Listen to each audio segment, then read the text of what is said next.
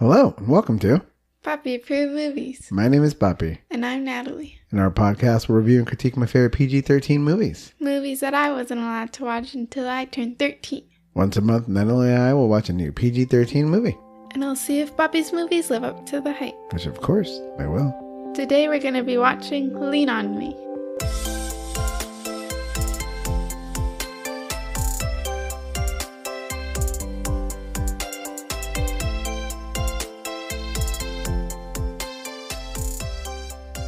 Before we begin, there will be spoilers. If you haven't seen the movie and don't want it to be spoiled, Press pause and come back when you're finished. Now, Papi, tell me the deets on this movie. hello, Natalie. How are you? My throat made a funny noise. That's how you are. Your throat makes funny noises. Okay. You ready to talk about this movie? Mm-hmm. Lean On Me came out in 1989 with a runtime of 1 hour and 48 minutes. It's not streaming anywhere. We had to rent it on Amazon. It was written by Michael Schiffer and directed by John G. Avildsen. Main stars are Morgan Freeman, Beverly Todd, and Robert Guillaume. Fun fact, I'm a huge fan of Morgan Freeman. He's the best voice in the game. So what'd you think of the movie? It was alright. You didn't enjoy it? It was okay.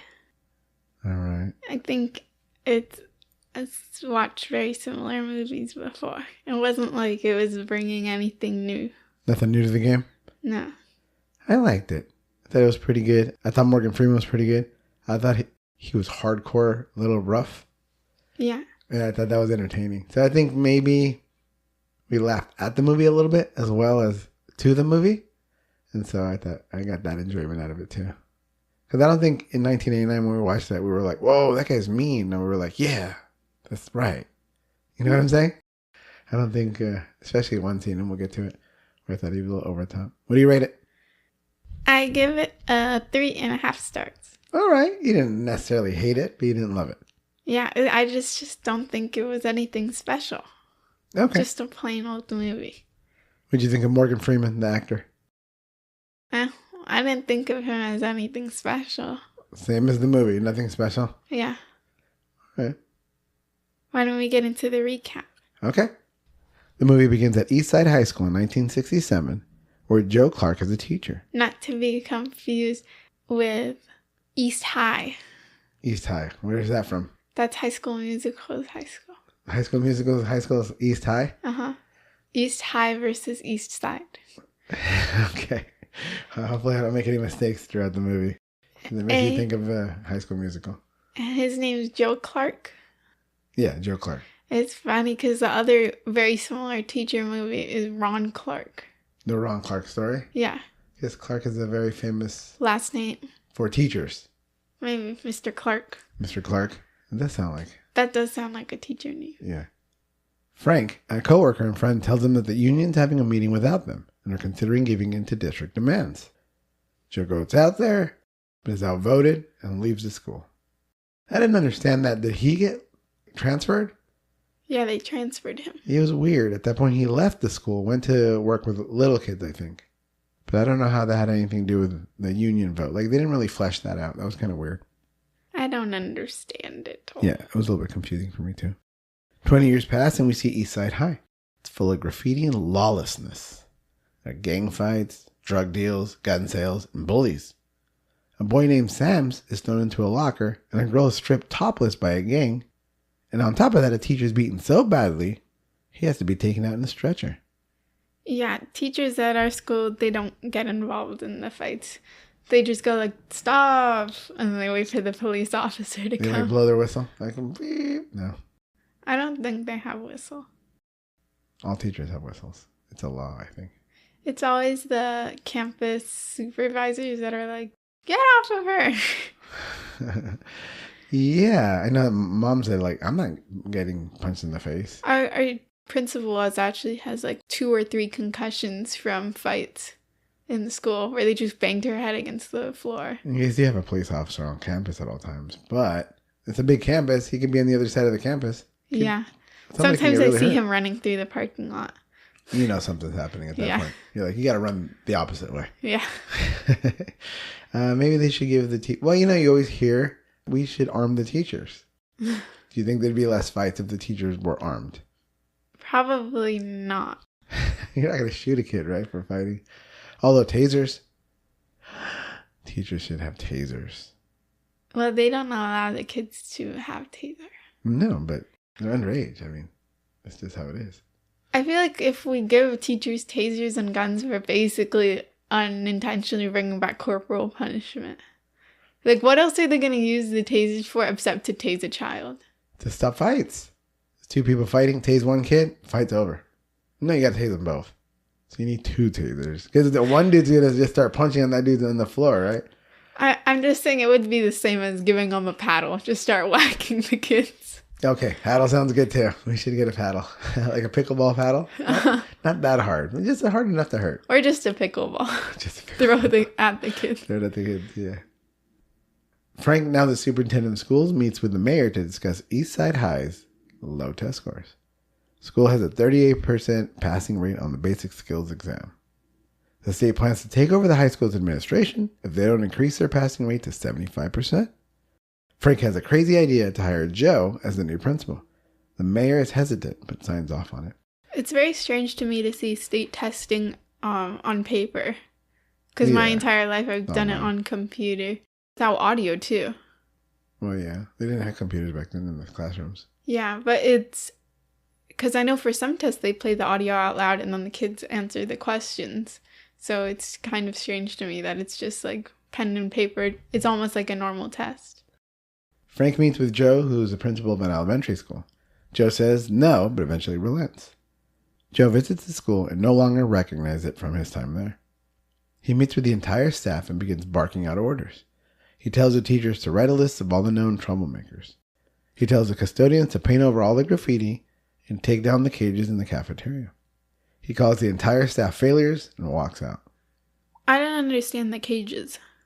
I guess there was cages over somewhere in the cafeteria, maybe covering the area where the food is, so that way they couldn't go back there. I don't remember seeing them, but he said having cages, it's like, you make you feel like a caged animal, so you're going to retaliate. So he thought it was inhumane to have cages, and it just makes, the students even crazier. Yeah, I don't understand. It's kind of weird the way the school is to me. Because we don't see any classrooms. In the whole movie, huh? Not one classroom. In the classrooms in the beginning when he's teaching the class. Oh, yeah. Back in the day. But we don't see any classrooms. And also with all of these kids, would any of them go to class anyways? Why would they even show up to school? Well, I mean, to hang out. Especially if the teacher's not doing anything. She's probably scared or he's scared of doing anything. So they just hang out in the room. I can see that. But I don't really understand how the school is supposed to be. Like, their periods or different lunch schedules. It was kind of weird. You don't have this lunch period or something like that. He says that to somebody. Yeah, you never see the classrooms inside, other than the 20-year flashback. You don't ever see a teacher teach. I know you do. We do. We see the choir room. But when he is there in the beginning, the bell rings and every single child leaves the hallway. So the hallway is completely empty and so they all go to class on time too. So yeah. it kind of goes against what you think this lawlessness would be. Yeah. And also I keep getting confused about the set because I thought we were in the cafeteria and then we're in like an auditorium. And is the cafeteria the auditorium? Like, does it get transformed into it? Because it looks like the same room. I think they filmed the movie at this high school, and maybe they only had access to some things because I think it might have been during school. A lot of the students of the high school are extras in the movies. So most of those were actually high school students. Of course, they were the troublemakers that they made them out to be.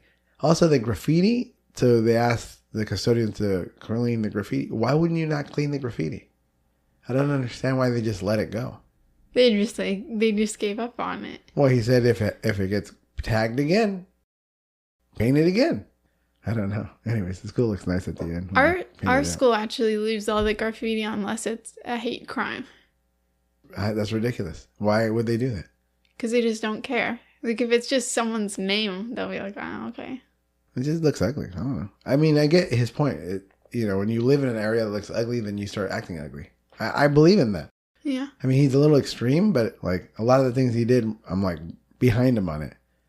We'll get to some of the stuff he does. But there are some scientific things, like people that dress up well before tests and presentations, they tend to do better. I think it's just that self-confidence. Maybe.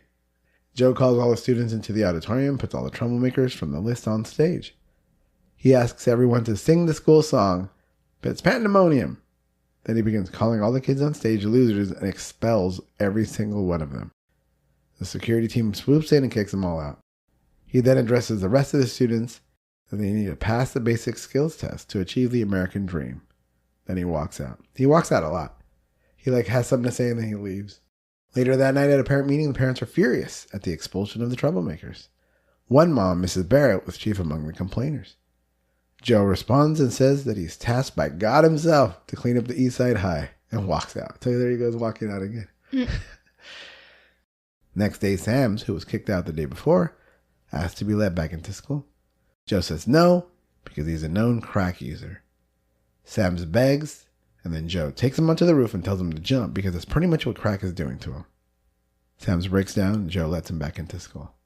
What'd you think of that scene? I just don't... What would happen if he really did jump? Good question. I mean, would he have stopped him right when he's about to do it? Would he have grabbed him by the collar and pulled him back? Or he just dies, and then who's responsible? Oh, the kid killed himself. But you coerced him into jumping. You 100%. told him to jump. Yeah, jump. No one cares about you. Jump. You see him buying crack at the beginning. It would have been a better storyline if you see him get clean, because after that he's just a class clown and he gets bullied by Joe the rest of the movie. They become friends, but he is not kind to him ever. And then he gets cured from his addiction to crack. That would have been good if I'm buying it for my mom. She's, I have to take care of her. No one's, because, he doesn't have a dad, he says. I would have liked something like that, but it was underdeveloped, something that got cut out. Yeah, I also he doesn't act as though he has an addiction to anything. No. And he's getting bullied, so it's not like he's with the bullies. Yeah, he's not with the bullies. He's not with the gang members. He's the one stuck in the locker in the beginning. So it just doesn't really make sense for his character. It was a great scene. So he gets locked into a locker, and then it's a pan out from the locker down the hallway where he's screaming, crying, "Let me out, help me, help me, help me," and no one's answering him. And a custodian walks by. He must hear him. He just doesn't care. He doesn't care. He doesn't do anything. And I thought that was a really well shot scene because we were moving away from the locker the way everybody moved away from him, leaving him there. And it pans out from it. And then we see the custodian. I thought it was pretty good. Or it would have been good to see him get into drugs or something because he doesn't want to get bullied. Give him some reason. Right. Being oh no, I'm cool. I'll smoke too. I'll do this too. And then they'll be okay, I guess you can do this, and then we won't put you in another locker. Something like that. It just, the two didn't really correlate with one another. Yeah, because he's a knucklehead. He's a goofy knucklehead, but he's not a bad kid. I also think they are trying to expel people that are lost causes, so they won't have enough credits to graduate anyways. He says that at the beginning. Right. But Sam's is a freshman, and all he's ever done is buy crack. So he's not selling crack. He's not bullying anyone. He's not doing any problems. He's a freshman, so he has tons of time to get his act together and get the credits to graduate and go to class. I think it's and it's so strange that they expelled him when it's supposed to be we're expelling all the lost causes and the people that are causing problems at the school. I don't even think it's that. I think I think it's not even a lost cause. It's more they're using that as an excuse to be okay with kicking these kids out, which obviously is illegal.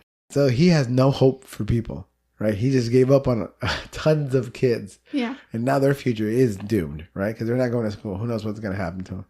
Sam's is just one of those kids where you know what? He's doomed already. I don't care. I'll use that as an excuse, but really I just want to get rid of a bunch of kids. So that way I can save the good kids. At the end of the day, we did save the movie. I'm not saying that's what we should do and that's the correct thing, but if you take out some of those knuckleheads in your classroom, you might have a better class. Yeah, I just think some of them got roped in unjustly. Yeah, of course. Because he didn't know these people. And maybe a teacher just didn't like Sam's. Put him on the list. Could have been that custodian who were Sam's is annoying. Anyways, he gets back into the school. Joe begins walking around school and stops by the cafeteria. He catches Sam trying to steal some food and calls him out for dressing sloppy and sagging. He calls him sloppy, right? Mm-hmm. Look at this sloppy boy.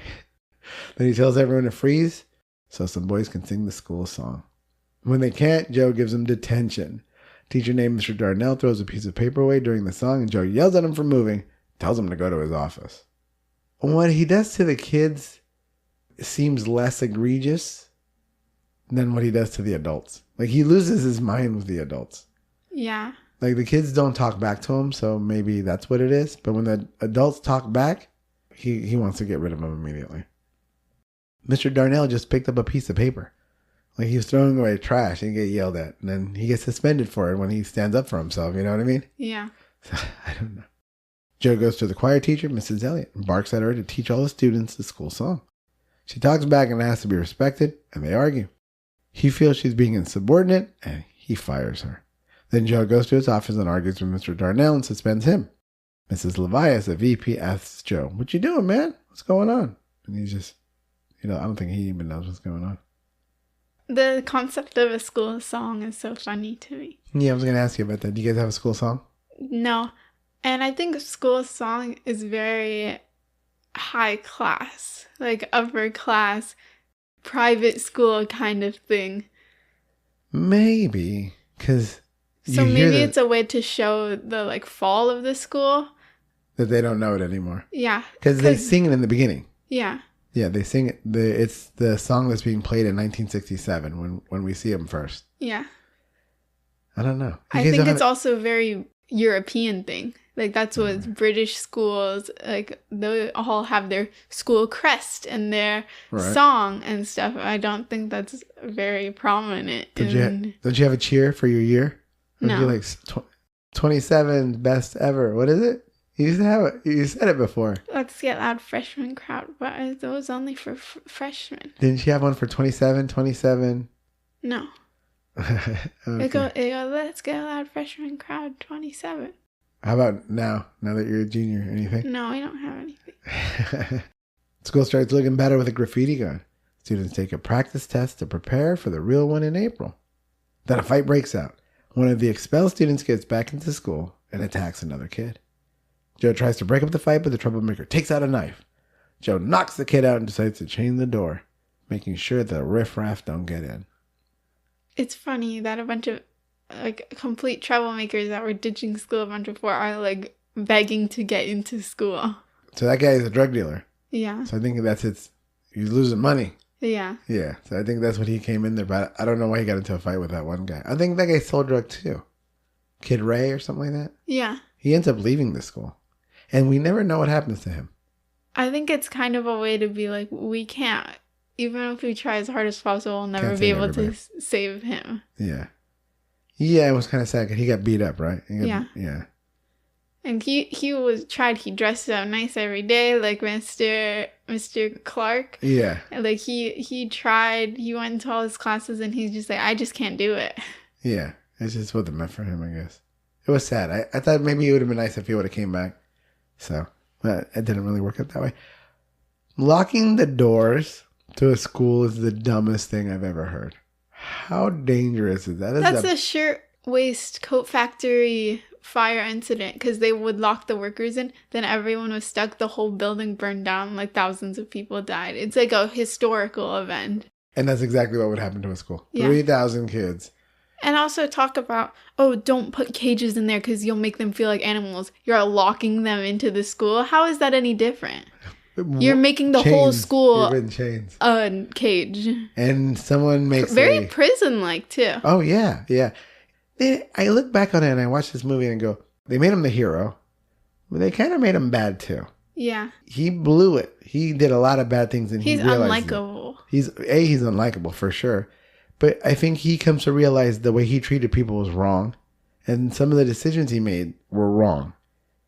I mean, he gets the results he wants. But I think he thinks he did it the wrong way as well. And also, locking the doors for eternity? Like, aren't the people are going to know, it's locked, and then not come back. And then you can just stop locking the doors. Yeah. Or you suspend a kid, or you expel the kid who leaves the door open. I mean, you're always going to have one knucklehead. You're going to have a lot of knuckleheads in there that are going to do it, but Then you just suspend until eventually they figure it out. He does have a comment later. He says that he won't take the chains off until we get the nice doors that the white schools have that has an alarm if you open it. There was a lot of race talk in this movie. We'll do a whole thing about it at the end. But there's a lot of race comments in the movie that they try to be subtle about it, but they definitely weren't. For example, if we talk about it now, in 1967, all his students were white. Yeah. And then now, none of those students were white. Although they do say, they have a scene where they go, hey, look at all these white people, raise your hand. Oh, they're just like us. These white people they're in here like us, because they would have left if they weren't, right? Uh-huh. There's a comment about the chains on doors, and the lawyer asks them, oh, I thought your people didn't like chains. And this is supposed to be an educated man who is kind of like a hero in this story. Yeah, he tries to save Joe from getting in trouble from getting the chains. It's not even like a normal microaggression. It's just plain aggression. Straight up. And then there's a lot of talk about, black versus white. It wasn't subtle. Like I said, it was in the movie quite a bit. And it seemed like they were trying to avoid it, but at the same time have it in there.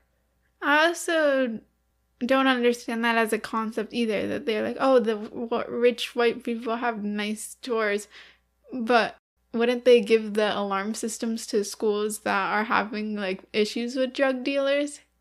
I would say that most likely the people on the school board are going to be white, going to be from the wealthier schools. They're the ones who are going to make those decisions. They're going to give we had a big issue like this in our school district. All our school districts is actually pretty well off. We have a pretty high achieving school district. But there's one school that's even higher than everything. And they got a $10 million pool. And people lost their mind. Why? Well, they had excuses and reasons why. But it always seems to be the case. Some of those schools get private donations from parents who belong to companies that are rich. And they can get things like that. So there will be inequities in schools. There always is. And there always going to be. Yeah. And so he kind of threw it out there hey, this is a race thing. That's why we don't get it. But then they don't really delve into it. Like I said, it was very subtle, but they wanted to avoid it, but they also wanted to talk about it at the same time. Too bad that if this isn't the era of Amazon, because I would have Amazoned a little alarm system for $20 and put it on the door. Yeah, well, yeah. Then someone the one that we have where it goes beep, beep, beep, beep. Yeah. If you open it. That's true. There would have been a ways around it as opposed to chaining the doors. Yeah. The idea. Joe meets Frank and it gets heated. Frank tells Joe the parents are complaining, the teachers and their union are complaining, and that chaining the door is dangerous. Frank tells him to reinstate Mr. Darnell and bring back Mrs. Elliott and to write a formal apology. It gets heated, but the two friends leave together for dinner. The fire chief comes to school and asks to be let in. Joe says, get a court order and get out. Says he wanted alarm doors before he removed the chains. Joe sees Sam's in the hallway, and they go into the bathroom together to make sure there are no shenanigans going on. There, a group of kids are just hanging out. Joe asks them to sing the school song, and they crush a new version of it. They say Mrs. Powers, the new choir teacher, taught them. Then he goes to Mrs. Powers and gives her props. So Mrs. Elliott never came back? That was it? No, she was fired. Yeah, but Frank told him, you have to reinstate her. You have to hire her back and write an apology letter. Because Mr. Darnell came back. Mm-hmm. So, Mr. Darnell was just suspended. Yeah, so Mrs. Elliott didn't. She's like, nah, I'm not coming back. That school's terrible anyways. But I wonder why they have two music teachers in the first place. I think Mom's saying that Mrs. Powers was playing the piano. So she was the accompanist. But she can sing simultaneously. Yeah, but maybe she's not a credentialed teacher. She was just being the accompanist, the person. But then she's allowed to teach a class? Well, I mean, right now there's nobody there. So Mrs. Elliott wasn't there.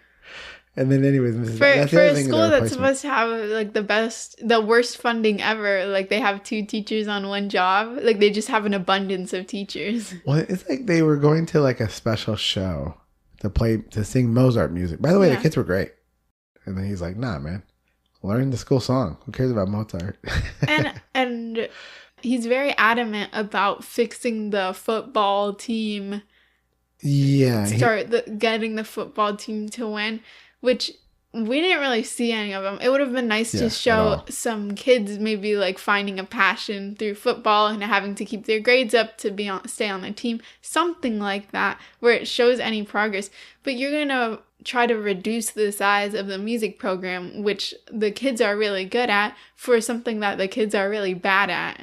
Yeah, so he said he doesn't want his football team. There's like a point of pride. I don't want my football team getting pushed around. That's another thing Frank complained about. You replace, that's one of those things again. You replace a young, strong black teacher as the coach with a white teacher who doesn't even know how to play football. Like the guy didn't even ask to be the football coach. He's just like, he's like, you're the football coach now. He just picked some random white dude to be the football coach. Frank didn't like that. That was one of the reasons he yelled at him during the little fight that we just talked about a second ago. And it's true. It didn't make any sense because we didn't even see a football game. We didn't meet a football player. It's kind of weird, right? Yeah. Also, football doesn't have to be everything. Like, your school can be a powerful music school, you know? Like, our school doesn't even have a football field because we're so bad at football and no one cares. I would say like a point of pride would be your high school football team. I think that would be it. Although he was so adamant about school singing. So obviously you really loved the school music, right? Yeah. Or just the song. You didn't care about anything else except for the school solo. I don't know. I think if you have a good football team, it's good for your school. And the kids are singing in the choir. That means they actually like it, because at our school, no one participates in choir. Yes, your sister was in the choir class, and we saw a couple of the concerts, and they were okay. People don't even show up to class. And the fact that you got a bunch of supposedly the worst kids in the world singing together, like in tune, like he could have utilized that a lot. Yeah, for sure. To bring the campus together. All right. The practice test results are in, and only 33% of the kids passed. He gets all the teachers and yells at them for sucking. He tells them to begin remedial courses on the weekend and peer tutoring programs. Then we see a montage of the students and teachers working harder than ever, and Joe begins to bond with the students. The mayor meets with the fire chief and Mrs. Barrett. They come up with a plan. First, the fire chief busts Joe for chaining the doors. Then they put Mrs. Barrett on the school board to fire Joe. In exchange, the mayor gets the parents' support for re-election. One of Frank's lawyers overhears the whole conversation, and he and Frank share it with Joe. So, the school board is an elected position. There's an election. Like, the city vote. Like, you can't just put someone on the school board. Mrs. Barrett just takes over the whole school board. And she's like the president. She's talking there. You know what I mean? It's just a little too ridiculous. And also, why does she even care her kid's not getting back into the school? I don't even know if her kid is at the school. I don't know if her kid is one of the troublemakers or if not. I would have just given up if I was her. Yeah. Well, she's in the look for power. You know, we realize that. And she hates Joe because Joe just kind of like doesn't listen to her. At school, Joe's getting overwhelmed. Mrs. Levias asks for some help and Joe yells at her. She talks to him afterwards and they argue. She tells him the teachers are working harder than ever. He isn't the only one that cares about the kids. Then she asks for a transfer. Test day. Joe gives a rousing speech and then Mrs. Power sings "Lean on Me" with the entire student body. Watching the kids come together changes Mrs. Levias' mind on leaving. The kids take the test and they seem to do well. The next day, the fire chief comes and catches Joe with the doors chained and arrests him. Kids start yelling for his release. In jail, Frank visits and they have a moment. Joe has no regrets because he feels the kids and the school is better for it. That night, the school board meets and Mrs. Barrett wants Joe fired. Then the meeting is interrupted when all the students march to City Hall to protest Joe's arrest. Mrs. Barrett tries to quell the crowd to no avail. The police are surrounding the students. The mayor is afraid that there may be a riot, so he asks Joe to talk to the kids. So this right here is another one of those little talk about race without it. First off, the police surround, the white police, they're all white, surround the students. All the students are black, right? And then on top of it, why does the mayor think there's going to be a riot? Yeah. Honestly, I wish they would have caused a riot. Because, like, Miss Barrett's just up there being annoying. Like, they should have just dragged her down. Like, why are they even letting her speak? Yeah. But, second of all, do riots really happen that much at protests? Yes. I don't know about that. Well, and it would have made more sense if it was for something actually, like, legal. Like, parade without permit. Or something that... Well, I mean, that could be their excuses why they become violent or why the police would start harassing or surrounding. Just the surrounding of those kids is enough to make you go, hey, what's going on? Now you start getting nervous. And it's just a bunch of kids that how much problem can they cause? A lot, but I think they'd have no one against them. Yeah. Now the police are against them. So they're being antagonized. It's what they're being. It's obvious, a bad idea. If the police weren't there, those kids would have just protested out and eventually left. Mr. Clark would have came out and said, guys, I get it, but we did wrong. We're going to fight this in court. So meet me in court. You guys are awesome. Like, or something like that. And then he would have eventually quelled the crowd or just yelled at them to leave and they would have eventually left. But no, once the police start coming around, things get hot, things get heated, and then you start getting nervous. Police start getting nervous too because, they're around a lot of people and it could be unsafe. Next thing you know, one person hits another and a riot begins. Then that's why he comes out. That's the only reason he comes out. Because it's a problem of safety at that point. For his kids. Yeah. He didn't care about everybody else. He just like, now I think my kids are going to end up getting hit. And so I might as well protect them. Joe agrees and he goes out to the students and he starts to talk. But they don't even want to listen. They want Joe released. Then Mrs. Levias comes with the test scores. Also, what do they expect is going to happen? You can't just release someone from prison like that. Well, let's get to the end because he kind of does get out. He said, I reached their goals and kids go crazy. They sing their school song and Joe walked into the crowd. So he does get out. Did he go back to jail? I don't know. I just think the whole thing of him like walking around is weird. Yeah, like without the police escort. You know what I'm saying? No one cares. He's just walking around. The kids are like hugging him and stuff. One girl kissed him on the cheek. I'm like, I've never seen any principal kiss a student on the cheek. I was like, but it seemed sweet, right? It didn't seem like weird or anything. Well, it's not like he kissed her. Like she runs him. up to him and kisses him on the cheek and he's like, oh. And he like bends down and take it, Anyways, they sing the end. If I was the police, I'd be like, he's a criminal, kids!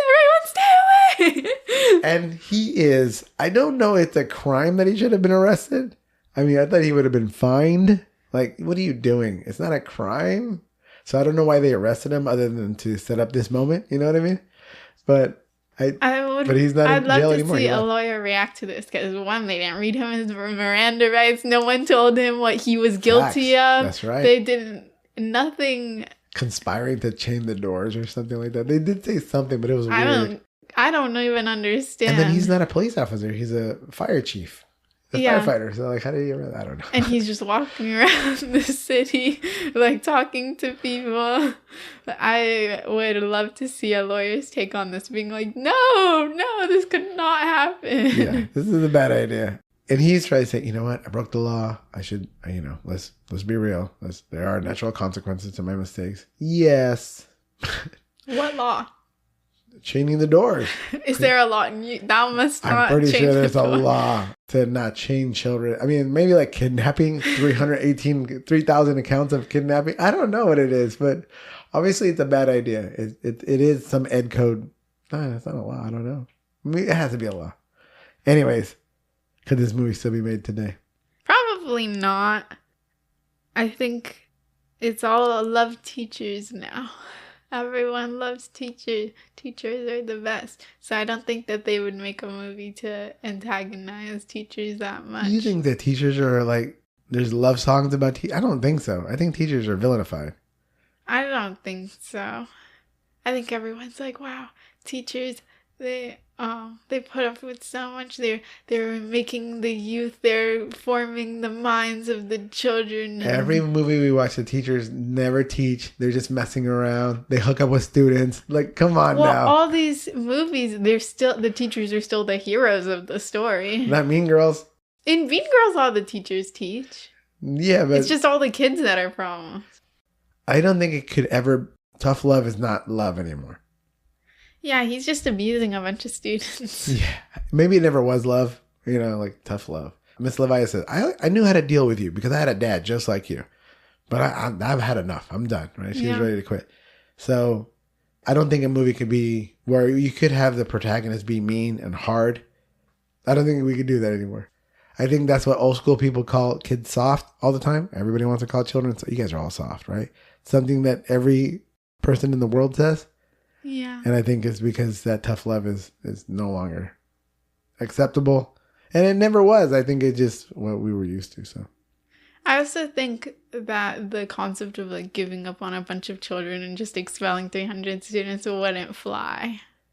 no, I think that would, yeah. That would cause some problems. Everyone would be like, you gave up on a soul and now they'll never be saved, which is honestly true. It is. Like, he gave up on a bunch of 300 students. I know one of the parents at the meeting said, now these kids aren't at school, so where do you think they're going to be? They're going to be in the streets now, and they're just going to have problems. I don't know. It just seemed kind of sad that they would just give up on everyone. I think that there could have been some other way to solve that problem. Yeah. Because is it really hard? You just take out all the bad elements and you know what I mean? Like, what did he really do? Like, if he took away 300 kids, which probably all got zeros on the test, right? Yeah. Or they didn't even take it. Your test scores go up 10% just by getting rid of those kids. So it's not like he did any teaching or any improvement. Yeah. He just got rid of some troublemakers who didn't care about the test in the first place. Plus, I think it's illegal. You can't just not let a kid have an education. Oh, they all went to like continuation high school or something? Something like that. Yeah, maybe. Maybe if he did that, like, and then they were like, all right, you 300 are out of here. You guys are all going to like West Side High School or something like that. You know what I mean? Where they have all the continuation school kids, you know? There's one scene in the movie where the girl says, my daughter, mentions they have a kid. Uh-huh. And then they're like, I'm not ashamed of her. They like made it seem like she didn't really care. She had a kid, but whatever. I'm not ashamed of her, so you shouldn't be ashamed of it. Or don't be sorry for me, you know? I'm still going to school. Yeah, so that's kind of a funny thing. And then Kanisha. I didn't talk about her because she was impossible to talk about. Yeah. It was an old student of his. The mom abandons her, kicks her out of the house. Yeah. And then he goes, they do a home visit, and she's like, I'll take her back. I just need a new job. That was really weird. And at the end, she gets pregnant. And that doesn't get hashed out at all. Other than a little quick line when she yells at the dad, like, you need to take responsibility for yourself, your actions. But it was very weird how that part of the story made zero sense to me. And also, I think it would have been nice to show that cycle ending. Yeah. Like, they try to make her, she's a strong woman. She's intelligent. She's great at the test and math and all these things. And she just gets pregnant, and then it's just a problem. And that's where it ends with her. And I like a line that he says where it's like, oh, it's not your fault. So many girls like do that to prove that they're worth something or like to do something. Right. But I feel like she was on the way to be doing something anyway. She was getting that confidence from learning and helping her mom and all that. So it didn't really justify it. Didn't really make sense. Not to mention, problem.